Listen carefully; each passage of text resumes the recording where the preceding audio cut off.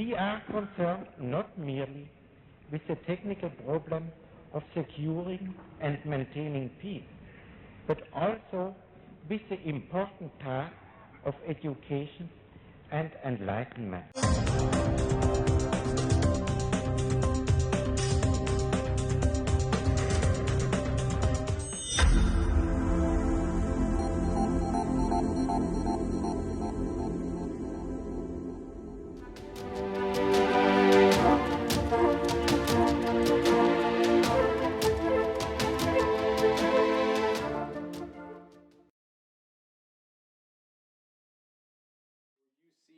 People talking to you in this, or No, was it just you sense all this stuff. Yeah, you sense it, right, You sense the voice, Yeah. but it was very clear what they were saying. I got those a lot, yeah. But the one with the ego was the whole thing where they said, you're just an ignorant, arrogant little piece of shit. You think you understand how reality works. You haven't got a clue. And then the next session they said, again, they repeated, you're an ignorant, arrogant little piece of shit, and you think you understand how the universe works, and you haven't got a clue. And the worst part about it is, you don't realize you're an ignorant, arrogant little piece of shit, and you haven't got a clue what's going on. And don't tell me that's not true. And they would Or the one time when they came in there, and they would always do this ego thing. They called me ego boy, and they would, they hate ego. That's the impression I got. So then at one time I says to the guy, and it was always the we. You get this thing that we're talking to a we, whatever it is. It's like a collective, whatever. So then at one time they were doing this thing, and they said, they're ragging on me about ego again, and I said, okay, so fair enough, you're after me about the ego. Okay, so you tell me what the hell's going on. Right. And I remember that. I said, you tell me what the hell's going on. And this thing says, we don't know. I go, oh yeah. We don't know. They're not going to tell you. That's the whole part of shamanic training, right? It's almost like they know what's from their level down. It's like, we don't know either. Because I said, okay, you tell me what the F is going on. We don't know. So there was kind of some of those things where you go like, I don't want to do this anymore. So I think that sounds like there was a big part of the whole experience was the ego understanding. Oh, absolutely. That's the number one message for sure is the ego thing. And what was the other? How did it transform your life, do you think, after the last few months or year after doing that?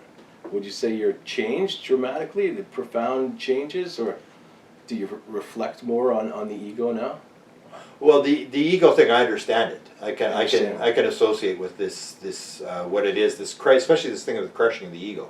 That people really don't realize how much their ego is in the way, and that it was almost like the impression I got was, and I would say this thing with UFOs. Like I'd say the thing like I always look at these weird things, like, so why does an alien come in your bedroom and go, hey, Matt, wake up, and then you're looking. Oh my God, an evil alien! And it's like, oh my God! And then they go, okay, go back to sleep. And then the person goes, and then I ask the person, what do you do? Pulled the covers over my head, went back to sleep. And I said, you did? And that's the whole thing. It's like this disassociation. It's like, okay, he's ready to go. Matt's ready to go. We scared the living shit out of him. And that's almost like I related that to the Psilocybin trip, because that's what happened is when you say, oh my God, it's like you disassociate, then they say, okay, he's ready to go, and you get taken to heaven. Otherwise, you stay down in this lower level. And that if you can't get by that, you cycle as I did in those last three, where I didn't get out of anywhere. I was just consumed with this. Oh my God! Does the military have this technology to take me out? It's like, I was, writing emails to people and stuff. and I didn't catch on till after a long time after the third one. I go, oh, I know what they're doing. But they would use different things. So they would do the choking thing, which I don't know if you've ever heard that one. The choking thing, where somebody's sitting on your chest, it's like, oh, I can't breathe. And so they'd be there, and then you go, oh, this must be, I'm going to die, they're going to kill me or whatever. And it would go like, okay, and it would get kind of scary. And then the next time they did the same thing. It's like sitting on my chest or whatever, and I can't breathe. This last I can breathe. I go, you did that before. I'm not scared by this anymore. And so they would change it. That's why they would, I'd be in the coffin one time.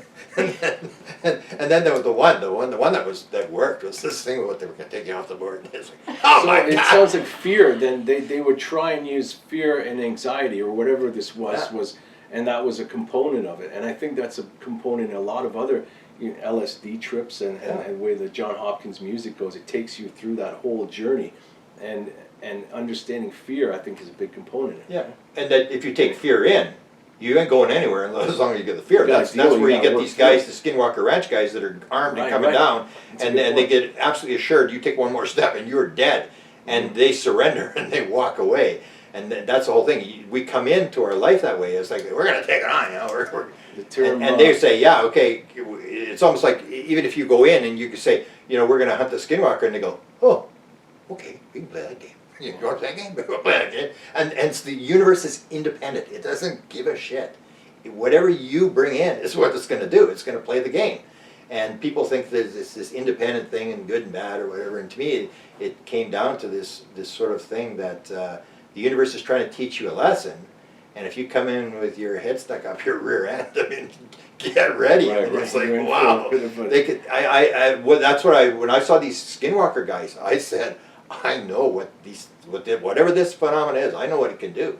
I mean, you have no words to describe the fear. I mean, it's just like the one that flew over the car in '76. I mean, that was scary, but it was nothing compared to what happened in the psilocybin thing, because the psilocybin thing, they absolutely assure you this is going to last forever, and you're absolutely assured, like, oh no, you know, like, you fall for it again. When you come out, you go, why'd I fall for that again?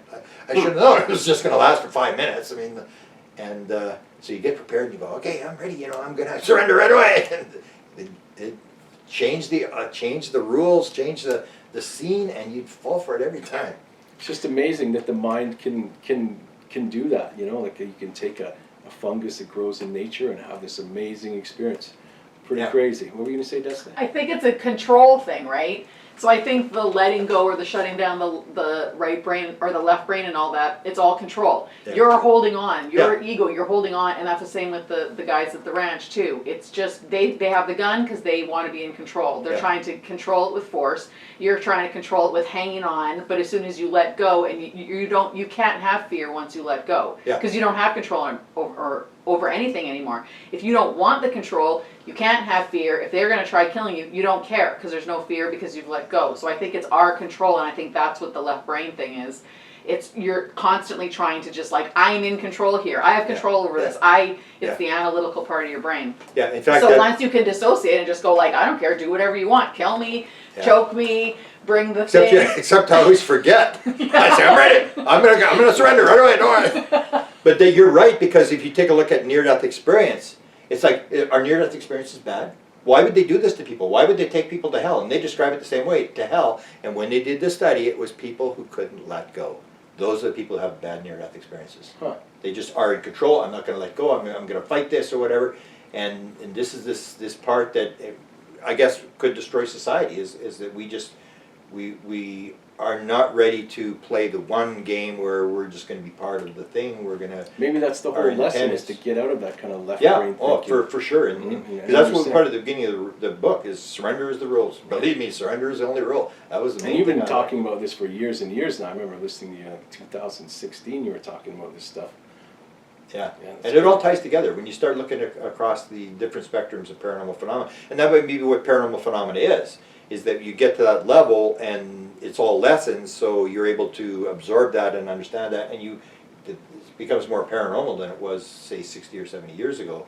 But it's still the lesson of control, surrender, all this kind of stuff. Because to me it was it was pretty enlightening. I'm not sure whether I'd like to, the one thing I at one point wanted to try was the LSD thing, because it was more into the thing where people are using it for creativity. Mm-hmm.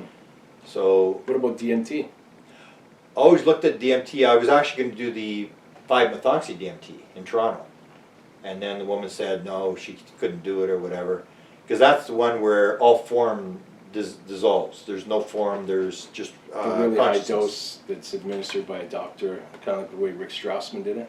Well, no. So there's DMT will take you into the elves, the machine stuff, elves, the machine elves, and the very complex world stuff. But the 5-methoxy DMT is the ultimate, the king of all psychedelics. It's where there's no form, there's no ego, and you're just in a state of consciousness, bliss in consciousness. And that's almost like you go back to God, you go back to the source. Mm-hmm. So I actually had that arranged in Toronto to do that. And just to see, and it would be like scary as hell. Yeah, the next phase of your shamanic journey. where you just want to, you hear the stories, and it's one thing, and that's where you get the problem is if you explain it to somebody else, it's just a story. I don't know if you Right, really right. had it or whatever. But so one of the things, because one of the download experiences I had in 2017 That's what I was going to ask you about the downloads. was this idea where they said belief versus knowing. That you'll have people say, I know, science will always say, I know you guys, you just believe. You have to believe you have these experiences, whatever, I know. And it's the other way around. It's the people who have the experiences who know, and the people who haven't had the experiences who believe that they haven't figured out. And that's just your left brain ego talking that says, oh, I'm so smart. And that's what this interpreter, which I say is very important in everything, is that people don't realize in your left brain you have this thing called the left brain interpreter, that when something becomes inconsistent in the world, it doesn't make sense, it immediately fills it in with BS. It just makes something up. And so when they were doing these experiments, whether it's, they have the corpus callosum cut and they're talking to the left brain, they would have the right brain do something, and then they'd say to the guy, so why'd you do that? And he has no idea because the right brain was the one that did it and there's no communication, and then he'd just make up something. And they realized that this happened, so every time it became consistent. So that's what happens in science a lot of times, is that a lot of the stuff is built as just inconsistent left brain stuff where they just filling the gaps and they're just putting in a thing. And what they discovered was once the person makes that decision, you'll never change them. So that's skepticism. So someone says, this is what it is, and then you try to talk to them and they go farther in your corner, you go in your corner, Right. and you can't convince them of anything.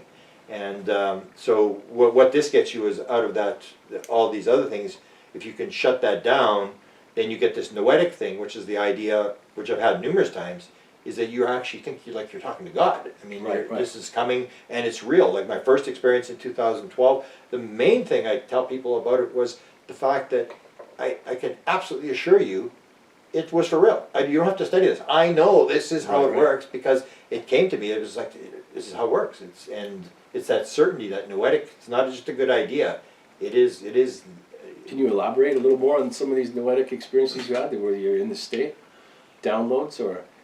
Well, 2012 was the big one. 2012 was the first one, and I had no paranormal experiences before that, nothing except for the UFO stuff. And it sort of blew me away because it was like, oh yeah, this stuff actually does happen. I mean, you do have this sort of stuff. Until then, you're sort of like an agnostic or an atheist. You go like, yeah, I've heard the stories. I don't really know if that's real or not or whatever. But when it happens, so I had that, and then in 2017, I don't know what year it was, because when it happens, you don't really say, okay, I'll record the date when this happened. So it was 2017, I think. It was fall, it was cold, and I'm walking. So I'm walking downtown. I walk 2 miles, go to McDonald's for coffee, and then I start my way heading down on Grant, and I'm heading down through the houses there. And I'm walking down the street, and all of a sudden, boop, it's like, get the pen, get the piece of paper, and I start writing this stuff down. And that's where it gave me the 24 things. This is going to eventually be a book. Although maybe for some reason it hasn't allowed me to write the book yet. But it was basically these things where it was saying, hey, is the world made out of little nuts and bolts? If it is, well, that's one world with all sorts of rules and regulations. But if it's made out of consciousness, it's a whole different world. And it sort of was like nuts and bolts versus consciousness. Then it said, is it a random world? Is everything happening is it random? That's one world with certain rules and regulations. But if it's patterned, if it's happening by pattern, this is a different world. And then it said, is it one life or is it multiple lives? If it's multiple lives, everything's going to change. And it was like this, and there's another one. And I'm writing them down, this versus this versus this, and all came into my head. And I got maybe 14 or 15, and it sort of faded away. And then I just sort of put the pen in my pocket, and I put my glove back on, started walking again. I was like, coming back. Did you get any of these when you were doing the mushroom in the experience? No, I got these one-liners and that they would use, like the one with the independent universe thing. So they would use this line. These are the things that happened in this psychedelic thing. When I heard Terrence McKenna go, I know he's getting all these things, he's getting it from the field. He's not thinking these things out, because he said, love may be the basis of the universe, but don't confuse us with your cookie baking grandma. And this is this idea. It's an independent. It is the neutral universe. You can take water and get somebody, stop them from starving to death, or you can it's great stuff. you stop people from dying of thirst, or you can drown them. It's universe. So they're basically saying, love is the basis, but get ready. I mean, if you want to play the game, we don't give a shit. I mean, we can be as ugly as you want us to be. And so those kind of lines, and then I would say, that's pretty cool, you know, I'd write it down. And a lot of those are in the book, these one-liners that they gave me where I think, gee, that's pretty good. And maybe I thought it up, but I mean, even if I did, it was pretty good, so. Right on. Grant, that was amazing. I'm so glad I got to talk to you about this. Really looking forward to reading that book, man. There you go, yeah. Thank you so much, man.